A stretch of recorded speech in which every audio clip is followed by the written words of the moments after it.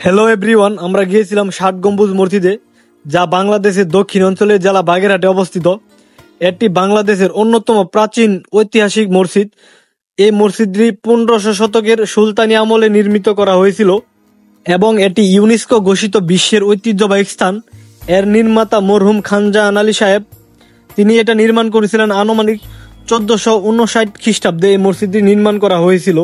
So এই স্থাপত্যটি দেখার জন্য বাংলাদেশের বিভিন্ন জায়গা থেকে প্রত্যেকদিন হাজার হাজার দর্শনার্থী এটাতে আসে এবং এটাতে বর্তমানে প্রবেশ মূল্য হচ্ছে আপনার ৩০ টাকা করে জনপ্রতি প্রবেশ মূল্য।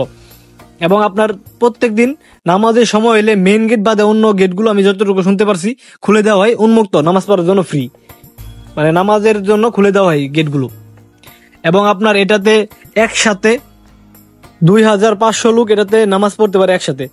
এবং এই মসজিদটি ৬০ গম্বুজ নামে রহস্যের কারণ হচ্ছে এই মসজিদের প্রকৃতপক্ষে গম্বুজ রয়েছে ৭৭টি এবং তবুও এটাকে বলা হয় ৬০ গম্বুজ ধারণ করা হয়েছে। মসজিদের ছাদে রাখা ৬০টি গম্বুজের স্তরের কারণে এই নামটি প্রচলিত হয়েছে যে ৬০ গম্বুজ। এটি এক সময় মসজিদ হিসেবে ব্যবহারের পাশাপাশি খান জাহান আলী সাহেব প্রশাসনিক কেন্দ্র হিসেবে ব্যবহার হতো। এবং অন্য অন্য মসজিদের মতো ৬০ গম্বুজ মসজিদে কোনো মিনার নেই যেখান থেকে আজান দেওয়া হতো। এটি ওই সময়ে একটা বিস্ময়কর দিক ছিল, কেননা মিনারবিহীন এত বড় মসজিদ সেই যুগে বিরল ছিল। এই যে এটা মসজিদের ভিতরের দৃশ্য এবং বাইরে আপনার এটা হচ্ছে উত্তরের গেট মনে হয়, হ্যাঁ উত্তরের গেট এটা। এবং এই গেটগুলো খুলে দেওয়া হয় নামাজের সময়, ফ্রিতে মুসল্লিরা এসে নামাজ পড়তে পারে।